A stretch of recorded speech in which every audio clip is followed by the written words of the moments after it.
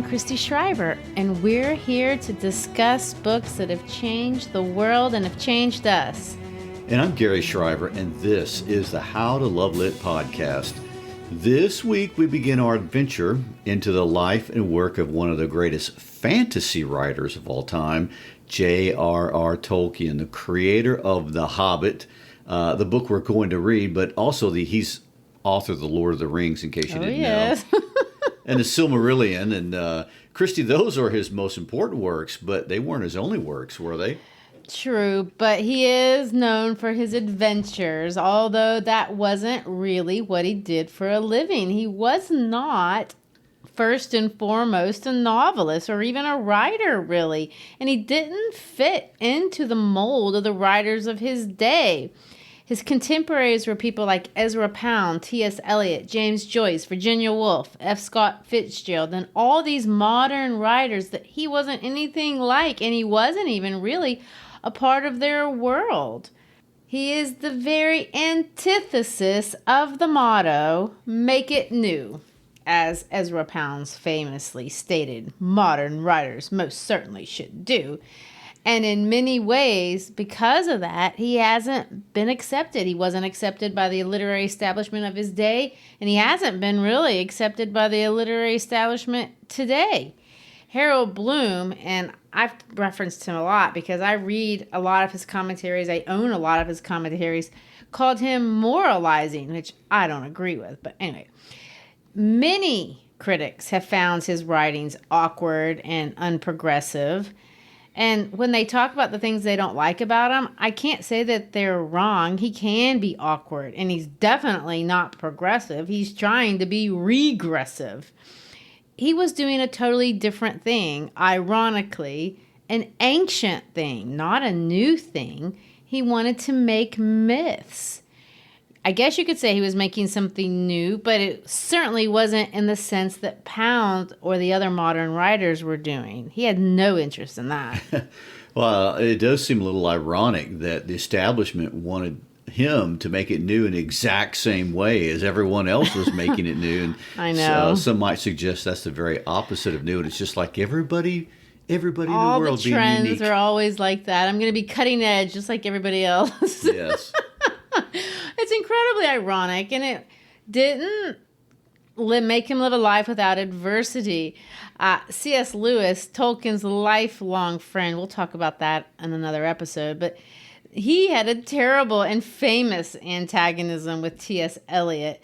In fact, they've been called nemesis. Oh, my gosh. Poetic nemesis. I know. Sounds dangerous. I looked. I couldn't find anything about Tolkien, so I think he stayed out of that fray.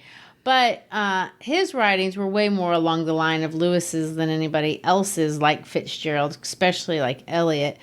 Although they were both using words, I'm not sure their writings should be compared. So I want to compare them.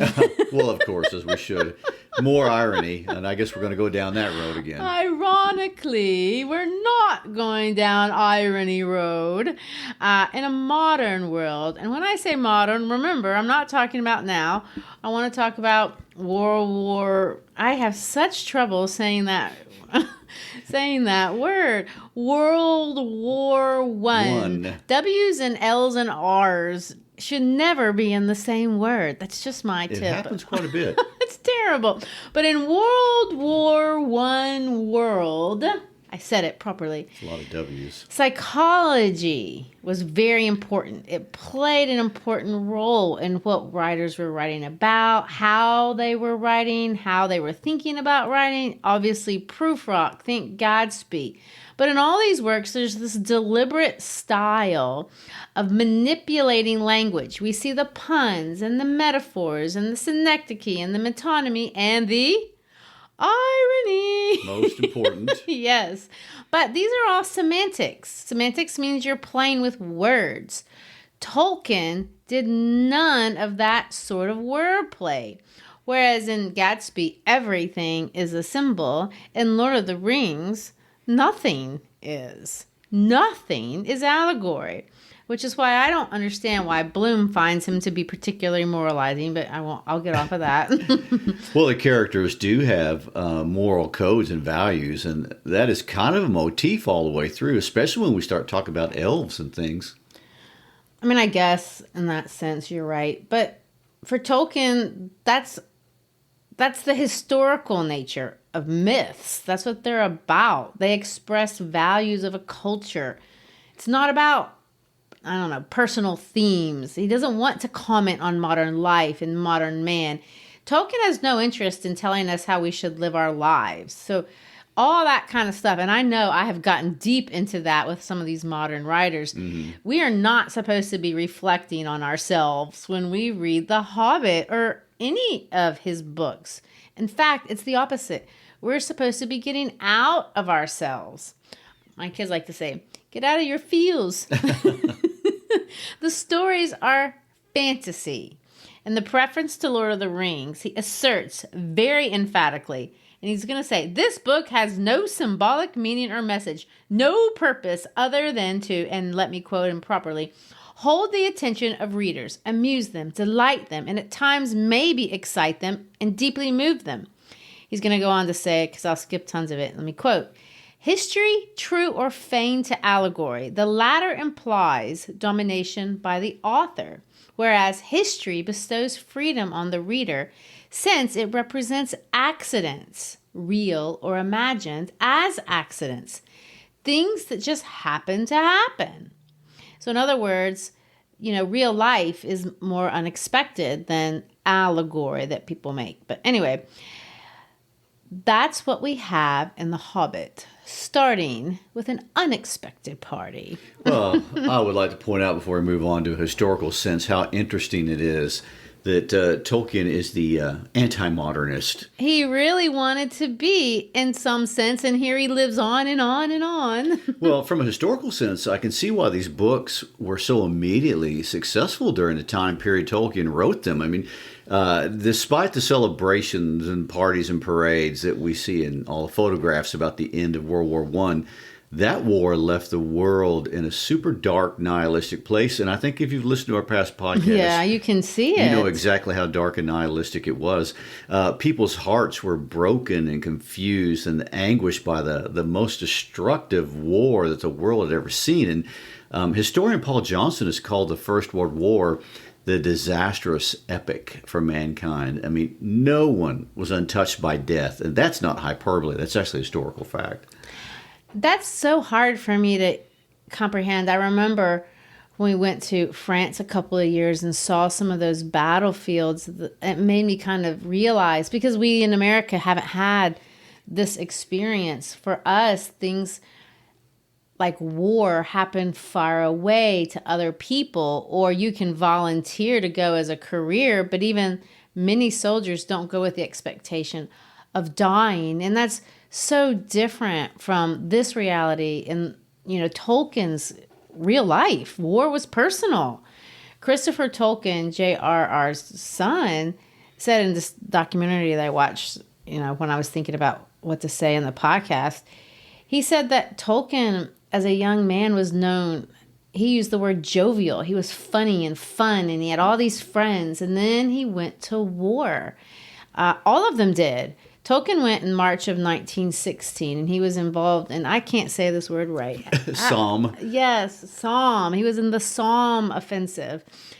And when he came back from that, everyone that he had known, that he had gone to school with, except one guy, was dead. And that is not an uncommon story for World War I. It's unimaginable. Right.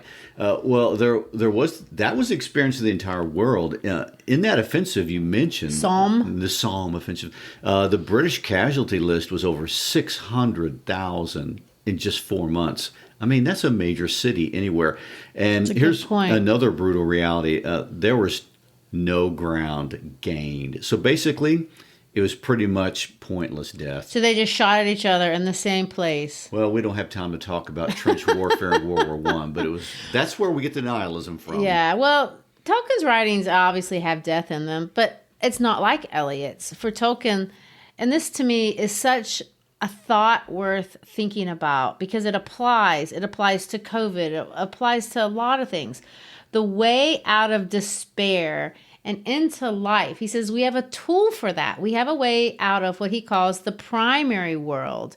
And that is through our imagination and into what he calls the secondary world. Now, another criticism of Tolkien, and really actually all fantasy literature really in general, is people say, well, that's escapist. But Tolkien answers that accusation. And because he's going to say that it's not like you're trying to create an altered reality. You're not trying to deny reality or pretend that it doesn't exist or try to escape it in that sense. I kind of think of it, I've always accused video gamers of that, to be honest, even though that might be an unfounded accusation because I don't know much about video game world. But Tolkien says that's not what fantasy is at all. He says fantasy fiction doesn't provide escape as in the sense of you're deserting reality, but for the admirer, the reader, the creator of fantasy, what you use it for is to resist domination or being defined by your current reality. In other words, it keeps you, being able to have that keeps you from being consumed and empowers the reader to confront the challenges of what he calls the primary world. That is a pretty significant definition. It really is. It's interesting, but it's a subtle distinction. Escapism, in the first sense, is unhealthy and negative, but in the sense he's describing, he's creating a positive force of personal empowerment and coping. That's exactly right. He's not the first person to kind of make this distinction. You know, other people have done it. They just didn't use the kind of terminology and the deliberate discussion that Tolkien had when he was confronted with this kind of challenge. William Blake, actually, who we talked about a little bit back, said a lot of these same kind of things when he was talking about imagination. And he tried to create for us through his engravings in our primary world the visions of his secondary world. And Blake talked about that, and he thought that the energy and the courage to reinvent the world using your imagination was imagination in its freest form. Wow, what a lofty interpretation. I know, and these are really old. I know I went a little bit deep, but I just think that's kind of a really cool idea. It's a great perspective. And so, Christy, since it's a new book day, you know I want to get into the life and times of Tolkien himself, but since he basically did create a new subgenre of fantasy, and how many people get to do that, I think it would be helpful, at least for me, to define fantasy per se, because I'm not so sure I know if I could. Sure. Fantasy literature is something we're all familiar with, whether we use that term for it or not. There's so many good and popular fantasy worlds out there that have come after Tolkien, not just books, movies. And we all love them. Harry Potter, Star Wars, Pirates of the Caribbean. These are all fantasies. I mean, Disney has totally exploited the genre. Yeah, they've got it figured out. Yeah. In some ways, even against Tolkien's insistence, a lot of these are actually metaphorical. I mean, how could they not be? But what marks fantasies is that there's a supernatural world, and it is definitely not our world. They take us out of our world, and they're marked by these archetypal heroes. A lot of the heroes are orphans. These are unlikely heroes. They do things like they go on quests and they encounter elements of the supernatural, things that could not and do not exist in our world. They always, well, not always, I'm never going to say always, but they often, most often, have wise counselors. They have these traveling companions that they get to build relationships with and have fun with. And they always, I will say always here, conquer evil foes. Yes, indeed. Some of them, especially the modern ones, because we just can't get away from this, will have social commentary, but Tolkien totally frowns on that sort of thing. He thinks that defeats the purpose. You're not supposed to do that when you're creating these secondary worlds. I want to read another famous Tolkien quote. And I have him vision, I don't know, in my mind. I've watched some videos of him, but in my mind, I have him pegged as this stuffy old professor. And this sounds like something a stuffy professor would say. Let me just say it. I should like to say something here to the many opinions or guesses that I have received or have read concerning the motives and meanings of the tale. The prime motive was the desire of a tale teller to try his hand at a really long story that would hold the attention of the readers, amuse them, delight them, and at times maybe excite them or deeply move them. As for any inner meaning or message it has in the intention of the author, none. It is neither allegorical nor topical. I cordially dislike allegory in all of its manifestations. So you're saying it's not an allegory. I think he means that. And you're also saying the story really doesn't mean anything. There's no symbols. No symbols. He's Okay. very firm in this insistence in spite of everyone trying to make it. It is not an allegory. So we are taking a 180-degree turn from The Great Gatsby. Yes. I think people just assume because he's best friends with C.S. Lewis and C.S. Lewis's Narnia stories are allegory, that Tolkien's were too. And he is not happy about this. Well, that and the fact that he was a deeply devoted man of faith. Yeah, I think they think, well, since you're a Christian, then you must be writing everything Christian, and he just didn't want people to think that. And it wasn't because he was running from that. Eliot was a Christian, and people don't do that to him. But this is a good segue, I guess, to get into his personal life, if we're going to do it, before we jump into meeting Bilbo Baggins and jumping out of the primary world and into the secondary world. Let's talk about that. Okay, well, that's a great plan. We'll get past the title today. I know sometimes we don't. I know.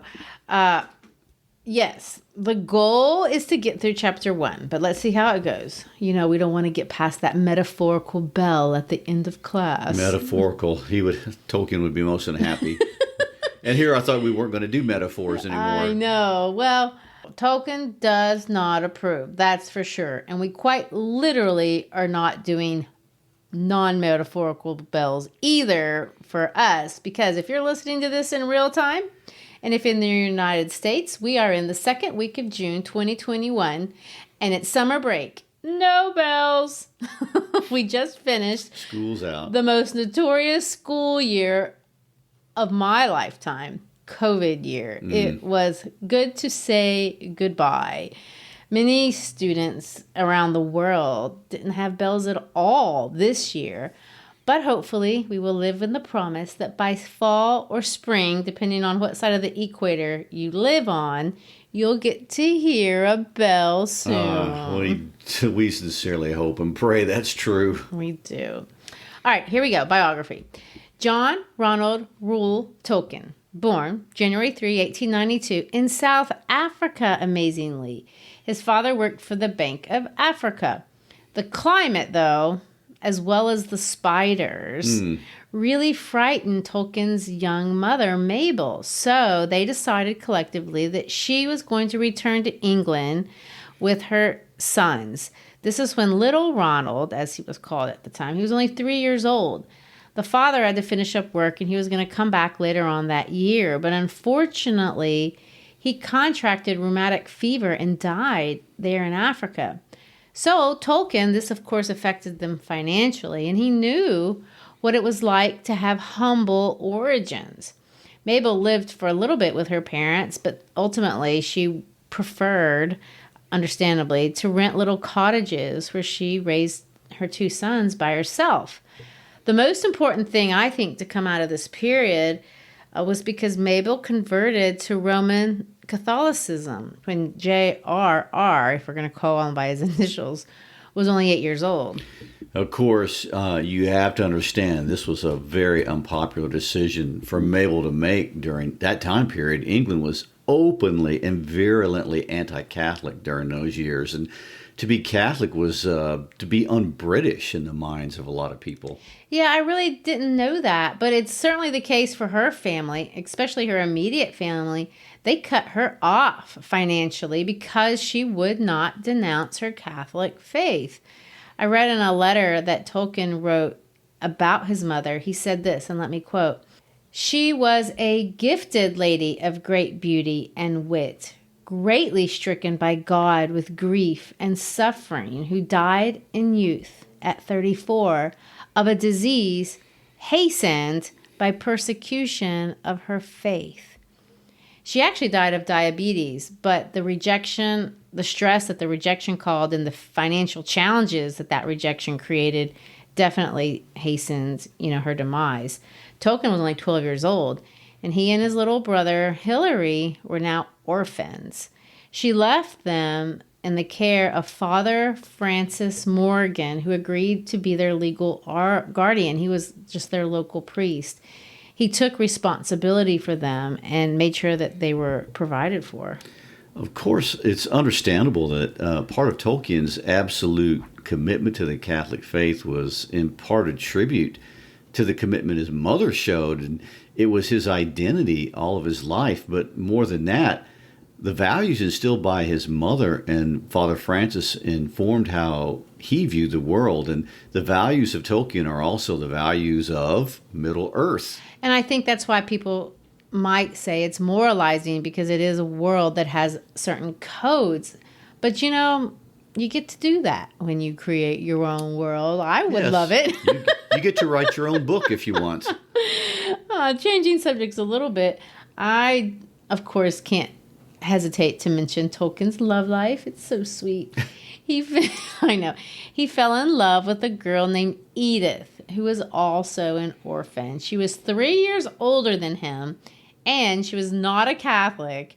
So Father Francis did not approve of this relationship, and he forbade Tolkien to continue it or even communicate with Edith until he turned 21.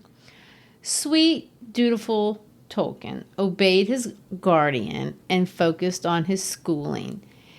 His efforts were obviously rewarded because he gained admission into Exeter College in Oxford, and he got to study language and literature, which he wouldn't have been able to do had he not had high marks. But let me say this. 5 days after he turned 21, which would have been in his junior year by the way we Americans talk about that kind of stuff, he revisited Edith. And right after she converted to Catholicism, but she did, they were formally engaged to be married. And Tolkien graduated in 1915. He enlisted in the service, received his commission as second lieutenant, went to training. And in March of 1916, he used his very last military leave to marry Edith. The Tolkiens will have 4 children. Well, there you go. Finally, happily ever after, at least in his personal life. I think so. We don't usually say this, but I think he did have a happy personal life. Although Tolkien, I don't want to give the impression, I must say this, he was not a feminist, a man of his generation for sure, but he and Edith got on well. They had a happy life, and he seems to me, from what I can read in his letters, that he loved and doted on his children. He made all these stories for them. Lots of them people have published, not just The Hobbit. He wrote Christmas stories, and he would write these letters from Santa, and he would make up these stamps that came from the North Pole. It's a lot of effort. He was a very present father, and I just think it's nice. So moving out of the personal and into the professional, when we see the career choices that Tolkien made after the war, it makes sense that so much of his legacy has to do with names and places and the history of places. It was the driving focus in his life. But I think it's worth mentioning that the book that would eventually become the Silmarillion, in some sense, 60 years later after he died, he actually started during the war, even in the trenches. But a big chunk of it while recovering from trench fever in 1917. And the myths that are the world he created and all of his stories clearly were spinning in his head from early on and developed over the years, really kind of a sped up version of how myths actually develop. I really think that's true. And next week I do want to tell a little bit of the story of the Silmarillion, because when I read The Lord of the Rings, and I read The Lord of the Rings many times, I read it as a junior hire, I read it again as a young adult, but I was really confused about all the history, and knowing a little bit about the story of the Silmarillion, I think helps you understand a little bit more of The Hobbit, even though there isn't a real direct correlation. So we'll talk about that next week, but today I know we're talking about the author, so we'll get back to the war. After the war, Tolkien joined the staff of, and this is cool, the Oxford English Dictionary. And he did well, and he got promoted, and this led to that, and this led to that. But eventually, he's going to become the Anglo-Saxon professor that we know from Oxford University, and he had that job for 34 years. He loved teaching. Yay! It was his passion. Of course, I love that. He loved the research and writing part. He loved advancing students, and he graded lots of papers, something we know something about. Oh, to be sure. Well, truth be told, he might never have published anything because he was a professor. That's how he thought of himself, were it not for his friends. And in particular, one famous one, C.S. Lewis, who really, really did encourage him to publish and to write. In 1936, he let himself be talked into submitting from publication a story that he really wrote for his kids called There and Back Again, which we know as The Hobbit. It was a children's book, so the publisher, Stanley Unwin, employed, this is so cute, his 10-year-old son, Rainer, to read it, and he paid him 1 shilling. Now, Gary, I have to ask, I've heard that word shilling a lot of times, and I've never understood what it is. Well, most Americans don't. And when we study it, we can get totally confused because a British pound is worth 20 shillings. Half a sovereign is 10 shillings. A crown is 5 shillings, and a florin is worth 2, and there are 12 pennies in a shilling. I don't know how people keep up with that. Well, because it was their money and in their best interest to do so, they could keep up with it. And the British used this system for centuries, and I think this is what's really cool. The system really dates back to the Roman occupation. But just as a reference, for young Rainer, he could buy a pack of gum for 1 penny. So for an entire shilling, he could get 12 packs of gum. Okay. That's great compensation for his raving review of Tolkien's work. And I love his 1-paragraph critique where he said, now remember, he's 10. The book says, should appeal to all children between the ages of 5 to 9. Oh, so as a 10-year-old, it was a little bit above him. Or He's beneath him, I would yeah. like to say, maybe so. But he was right. It definitely appealed, and more than just to that crowd. It sold well, and Unwin asked Tolkien to write a sequel, and he did. That sequel would take another 12 years before he got to the trilogy that turned him into an icon, and that's a story some of us might have heard of before. I think it's called Lord of the Rings or something like that. Yeah, he had no idea this was going to be the turning point in his life. He would become a myth. And the story, to me, of how it all happened is a little bit of a myth. He says, and I watched this little video of him, and he said this. I watched it. It was the summer of 1930. He had just moved into a house, and he was grading piles of student exams. Oh, that's terrible work, we know. I know. Dull and mind-numbing, and when he talked about it in the video, he kind of said that. But this is what he exactly said. I had an enormous pile of exams. I remember picking up a paper and actually finding there was 1 page that was left blank. So I scribbled on it, and I can't think why. In a hole in the ground, there lived a hobbit. And so it began. Later on, Tolkien said that he had to decide, what actually is a hobbit, and he made it up from there. Well, what is it? Well, let's let Tolkien tell us. What is a hobbit? Read for us what he says it is on page 2 of The Hobbit. I suppose hobbits need some description nowadays since they have become rare and shy of the big people, as they call us.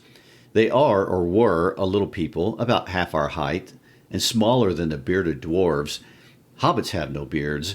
There's little or no magic about them, except the ordinary, everyday sort, which helps them to disappear quietly and quickly when large, stupid folk like you and me come blundering along, making a noise like elephants, which they can hear a mile off.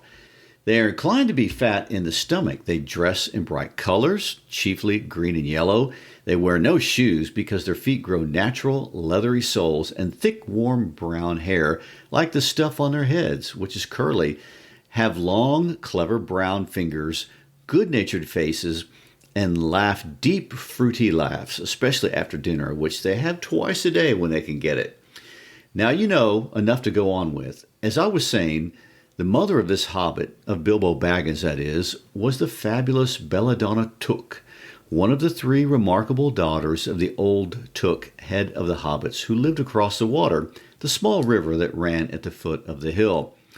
It was often said, in other families, that long ago one of the Took ancestors must have taken a fairy wife. That was of course absurd, but certainly there was still something not entirely hobbit-like about them, and once in a while members of the Took clan would go and have adventures. They discreetly disappeared, and the family hushed it up. But the fact remained that the Tooks were not as respectable as the Bagginses, though they were undoubtedly richer.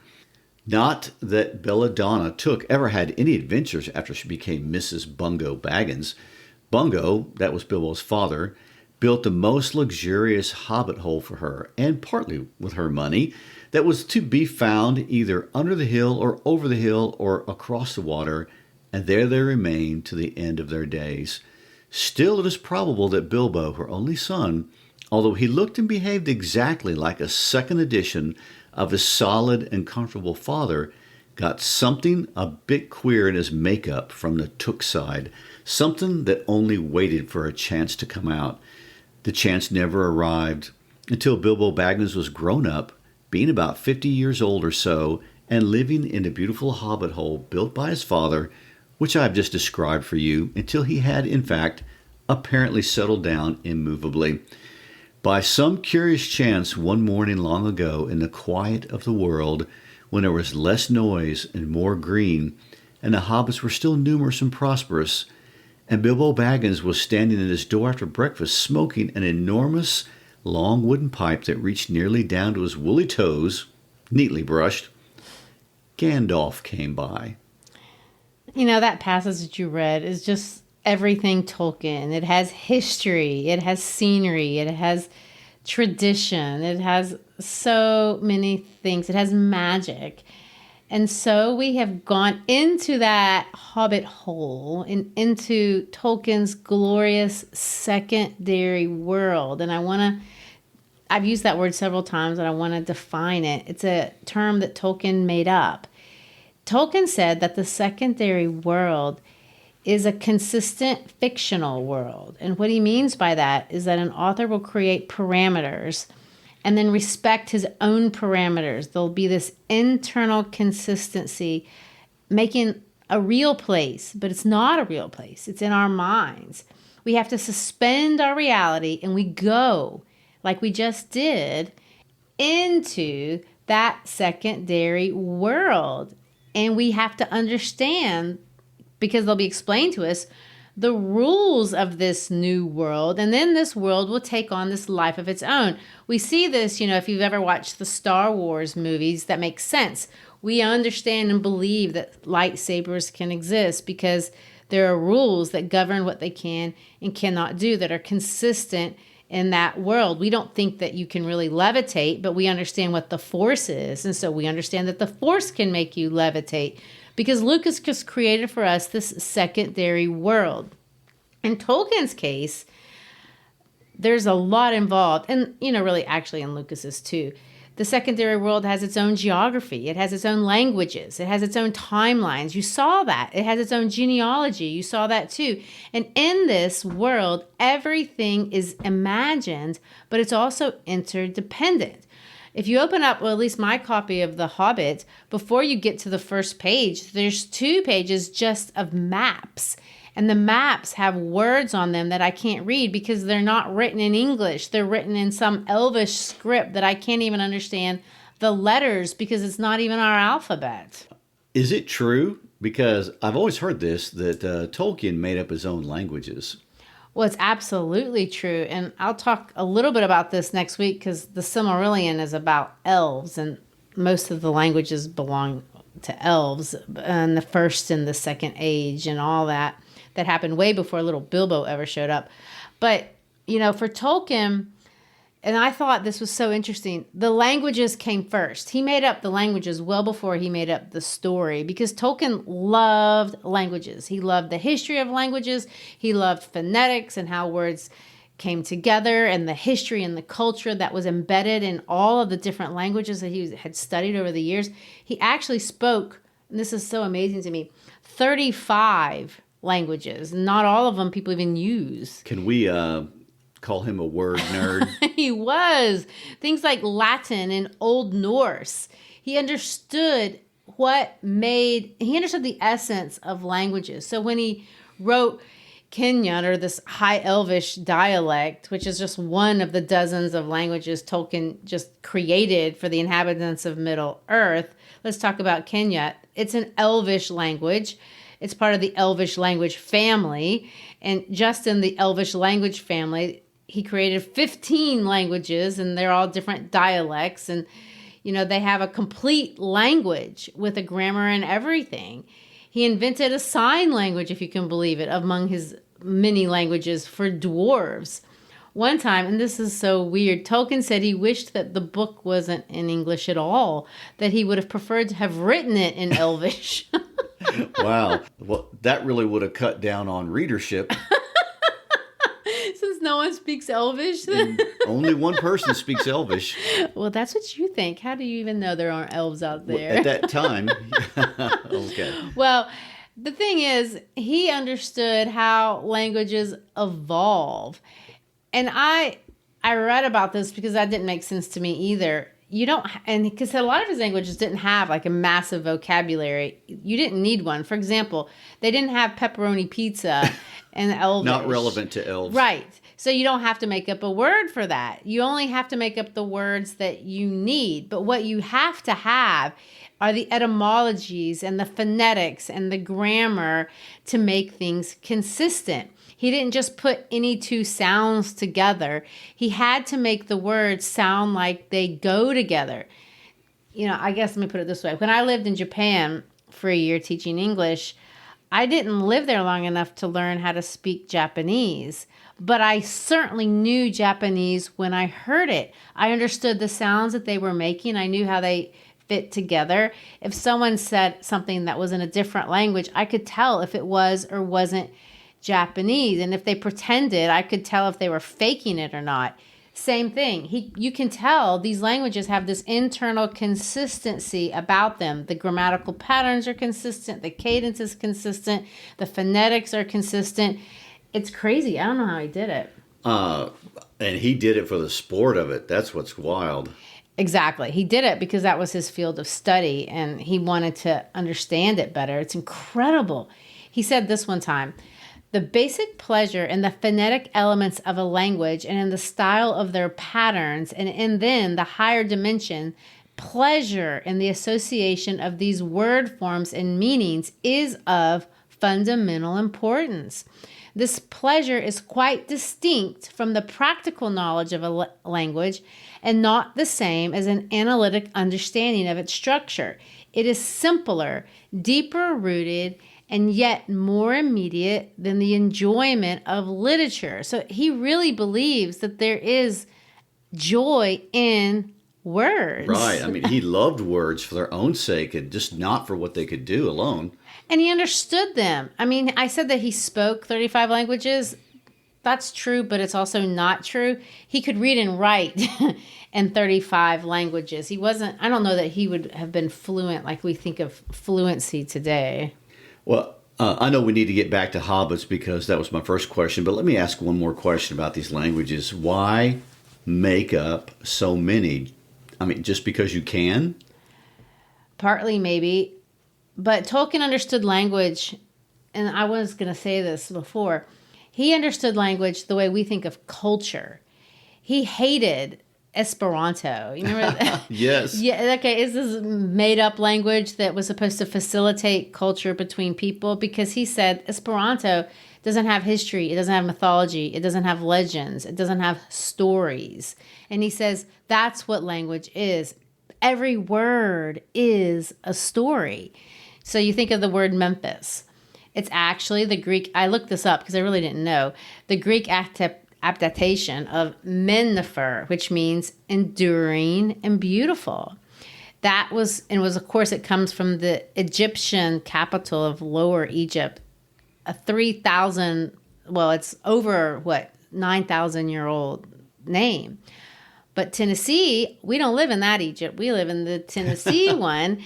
And they took that word because they were wanting to talk about the Mississippi River. So Memphis is on the river, and it's meant to describe the river as being enduring and beautiful. So that's what enticed Tolkien. These names, these words, these histories, these everything, it's deep. And so when he creates the secondary world, he doesn't want to just create a story. The story is nothing. It's the depth that he wants to build. And so you have to have the languages. Well, and so the big question is, where did the inspiration come from for The Hobbit? Okay, well, the idea is we're hobbits. Hobbits are us. They're identical to humans. We get to identify with him. To be specific, and let me be very specific, they're middle-class British citizens from the early part of the 20th century who lived in the area of Britain that he grew up in.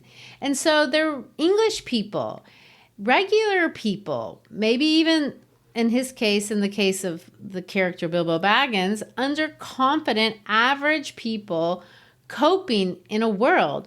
But they get to be dropped in a fantastical world, and they're challenged by things that other people think are too big for them. They're underestimated people. When we meet Bilbo, he's doing what English people, we think of them doing. He's drinking tea. Drinking tea. It's what could be more English? He's very English in his tastes and his attitudes. And I'm not talking about the English of today. I know we still drink tea, but the English of Tolkien's day are Bilbo Baggins in some sense. So in chapter 1, the dwarves are not impressed with him at all. He's just an average guy, and they underestimate him. They don't see the value in him. And isn't that what we always think, that people don't understand our personal greatness? But Gandalf does. He sees something in Bilbo, and isn't that what Gatsby does? He sees yes. As we wish to be seen. As we wish to be seen. And Gandalf insists that they bring Bilbo, basically so they don't have that unlucky traveling number. But, this is Bilbo. He values things that British people value. He's not a burglar. He's a host. He's running around being a good one. Everyone is being taken care of, and they're being well fed, and he represents respectability and things that we respect, or at least we're supposed to respect. So Bilbo is our entry into the secondary world. And the one way that Tolkien takes us into the secondary world is through the differences in language. If you'll notice, Bilbo speaks like we do, like regular people. Don't wait to knock, tea at 4, what about a little light? He speaks in the way that people would have spoken in the turn of the century. But Gandalf doesn't speak like that. He uses these archaic speech patterns because Gandalf is from that world and we're from this world. It's subtle, but it's our entry point. We can also see the difference in the two worlds by the values. Bilbo values respectability and hospitality and his appearance and his garden, and the dwarfs and Gandalf have these lofty values of combat and courage and things of heroes and legends. Yes, and just like us, when Bilbo listens to them, the took in him, and don't we all have a little bit of took in us? We get caught up in it, and there's magic and there's excitement. Oh, yes, the took side. Well, if you're reading fantasy, you have to have a took side, or you wouldn't be reading it by definition. You're a little tooks, but if you're reading, maybe you've got a nerd, so you're a little Baggins too. Well, there is a very famous letter by Tolkien where he said this: I am, in fact, a hobbit in all but size. I like gardens, trees, and unmechanized farmlands. I smoke a pipe and like good plain food, unrefrigerated. But detest French cooking. I like and even dare to wear in these dull days ornamental waistcoats. Exactly. Yeah, hit on French cooking. I know. He's just like Bilbo. But we are also, whether you fit that description or not, we are going to be taken in and invited into this wonderful secondary world and beautiful landscapes. And there'll be trolls and orcs and elves and, of course, dragons. Oh, no, we definitely cannot forget the dragons. We can't, because for over the misty mountains cold to dungeons deep and caverns old, we must away ere break of day to see the pale enchanted gold. This is a little song that Bilbo listened to when the dwarves came by, and they sucked him in because it talked about all the things, the ancient kings, the elvish lords, the misty mountains, and of course, the dragons. All right. And next week, I guess that's where we'll go into the caves and through the mountains looking for gold and adventure. And we hope you enjoyed this first discussion of The Hobbit. And next week, we'll begin our journey to the Misty Mountain, learn about elves and orcs and all the ages of Middle-earth. Thanks for being with us. Please check us out on all of our social media, Facebook, Twitter, Instagram. Also, visit our website, howtolovelitpodcast.com. Got lots of great information there for you and all of our past works that you can listen to. And we always like to remind you, please email an episode to a friend. Peace out.